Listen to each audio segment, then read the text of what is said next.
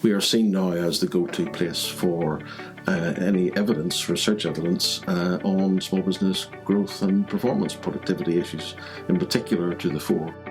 The goals for me are quite simple. I've been running small business programs now for about 10 years here at Aston, and one of the things I always kept hearing in the classroom was, how do I rate?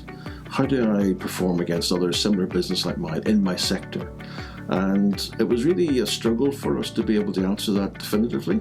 The goal for me was to be able to give a business something to say, look, you're way off the pace. They could rank themselves. Businesses love to be able to say, I'm in the top 10%. They don't like to be told they're not really performing very well, but at the same time, it's really important that we're able to do something. So for me, it's invaluable for us to have be able to pull out a benchmark index and say, look, here's something which has got tens of thousands of businesses in it, and you can benchmark yourself, and you can find out pretty quickly how well you're doing. You may not like the answer, but it allows us as people who work with these businesses to develop an agenda.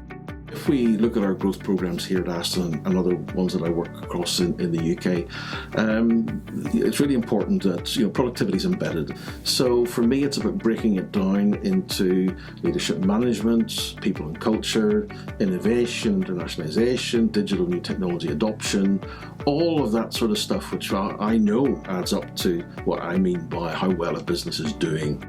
I would like to talk about it in terms of the way in which a business is performing. And for many businesses, that can be a range of things. It can be profitability. It could be the number of customers retained per client executive in a professional service company, for example. So it can mean many different things. So I was keen to be able to take productivity down to the language of small business owners, and particularly very small businesses, to make it relevant to them. It'll enable them to take some of the key action points from our programs here, point to a metric, track that metric over time to enable them to see, are we getting improvements here? So as they get their management accounts on a monthly or whatever basis, I want them to be able to think about the benchmark index as something that they get out on a regular basis, look at the improvements, and use it as a strategic tool in terms of organising the business. I would certainly recommend Benchmark Index to anybody working in this area. I work with a lot of other business schools. We're developing new programs nationally together as a consortium of business schools. And I would like to embed this benchmarking tool in all our programs, so we're able to get some sort of common data scraping back as well to see how we're rating. It's a way of being able to see the effect you're having on the businesses over and above formal evaluations of programs.